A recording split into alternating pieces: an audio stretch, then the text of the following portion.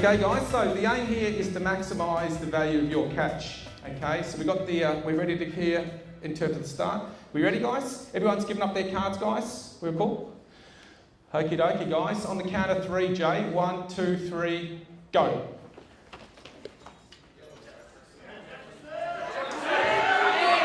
Jefferson's got a red. Jefferson's got a red. And a second red. Oh geez, look at that. There's chaos at the back here, guys. Absolute chaos. Oh. They're not sticking as well. No, they're not, guys. There we go. Oh. Oh, time. Alrighty, guys. So, alrighty, first round of applause, guys. Let's see how we went here.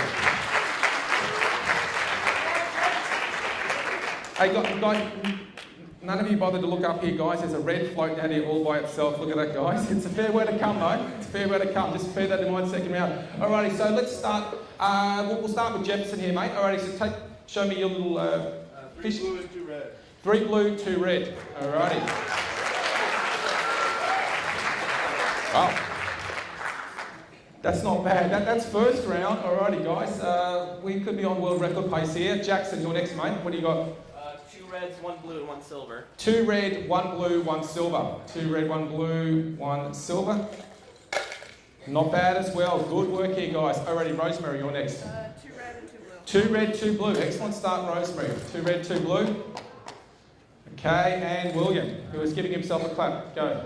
A red, 2 blues, and a silver. Red, 2 blue, and a silver. Let's see how we go here, guys. Not bad. Good start, guys. Alrighty, guys. Round of applause.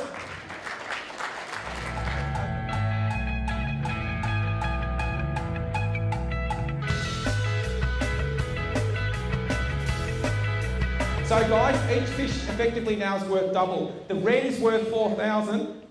Guys, there it is right there. There it is right there. Just be careful crossing the floor, Rosemary. You might just fall off the stage here. Okay, guys. Jake, could we go back to the clock and set it at 30 seconds? We ready to go? Okay, 1, 2, 3, go. And, oh shit, oh jeez. Fine! Jeez, a lot of time wasted getting that red there. I hope it's worth it, alrighty.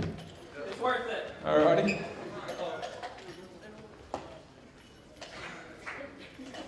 Let's make the time as strong as they were last semester, guys. Yeah, good work here, guys.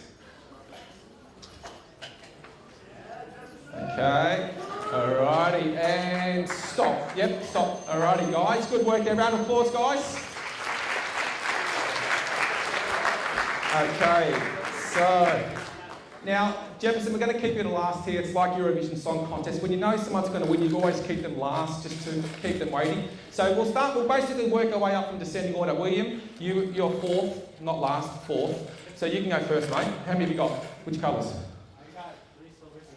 3 silvers and a gold. That won't be enough. That won't be enough. But, no, that's okay though. 3 silvers and a gold. 5,600 is good. What we'll do, guys, we'll round up to the nearest 1,000. Okay? So that's 6,000 participation points if you voted William. Okay? So that's a good start. Well done, William. Alrighty. Next one is Jackson. What have we got here, man? You did get that red. I got 1 red, 1 silver. 1 red and 1 silver. Okay. Ooh, that 4,000 made a huge difference. Look at that. Wow. It was worth the 10 seconds getting that red over there, mate. Up to 9,600. Good work, Jackson. So that's basically going to become 10,000. Rosemary, you're next. What do you got? 5 silver. Okay. Can we dump them in here? 5 silver. Pretty good scores. 5, 6, 8, 9, 6. Jefferson, 7,000. Do we have the numbers? We got 5 silver. 5 silver. Ooh, he's come up short. He's come up short. So Jackson is the clubhouse winner. Alrighty. Round of applause, guys. Now Jackson, look at that. It was a fish here, man. That was it, wasn't it? That was the big difference. That was the big difference. Alrighty, great work there, guys. Now Jackson, we're going to keep you on the stage. Other 3 competitors, guys. Good work here. Good work. Alrighty. So, well done, William. Thank you, Jefferson. Alrighty, good work, man. Okay, man, so you got there in the end. I'll give you the microphone. Okay. You know, it's basically the red, second red that everybody forgot about. So No, they didn't forget about it because I told them where it was. You just got there first, man, and you just pushed William out the way to make sure that you got it. Okay, so it was worth it. okay. So what was the overall strategy in terms of fishing? Just trying to find the highest value because even though it's better in the second term, it's I'm worried that other people would get the red and blues, which they did. So. Good. Okay, so the optimal strategy is to seek the highest value fish because you don't trust the other fishermen. Okay, if you don't take the red, then someone else will. Okay, good. So obviously you won, you've had the most points, which is good. If we were thinking about this from society's perspective, how could we change the rules of the game to ensure that there are better quality fish left at the end? I'll go for golds first and then go for everything else in the second phase. But I mean, individual fishermen won't do that necessarily. Your incentive is to maximise profit. So how can society change the rules to ensure that the good fish are kept in the ocean? Probably lock some red and blues and silvers off, so at certain times you're not allowed to collect. Okay, good. So we need some kind of regulation here. The other option would be to ensure that the fishermen own the fish. If you owned these fish and you were fishing for your livelihood over 2 or 3 generations, you would keep the good fish in, right? Yeah. Good. So what we see here is the incompatibility between the selfish interests of the individual and society's best interest, which is keeping the good fish in the ocean. Thank you very much, Jackson. So what we see here, guys, at the end is just gold and silver. The red and the blue are taken out. And that's actually optimal for the individual fishermen because they're only worried about short-term interest. But this is not a good situation for society.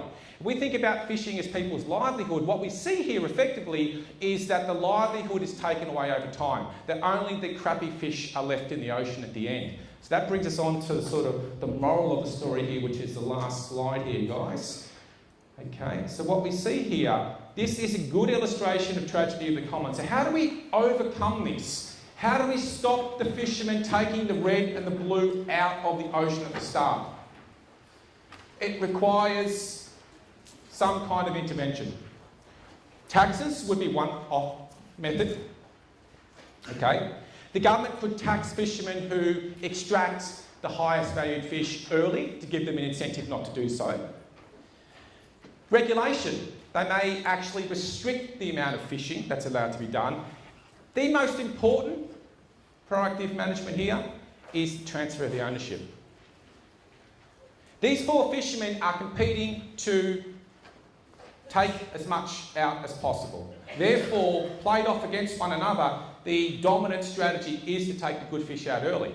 But if they owned these fish, they wouldn't do that because they would realise that they're actually hurting their livelihood down the path. So there's a trade-off between present and future. But when they're acting as individual fishermen, they don't see that trade-off. They just see money. They want to take the good fish at the start. So the tragedy of the commons here is that the good fish get taken out early, the bad fish remain. We have a negative externality, okay? So the key to overcoming this is some kind of government intervention. But the transfer of the ownership is the best way to solve that. So well done, guys. We have one last round of applause for the fishermen, guys. Thank you, Brian.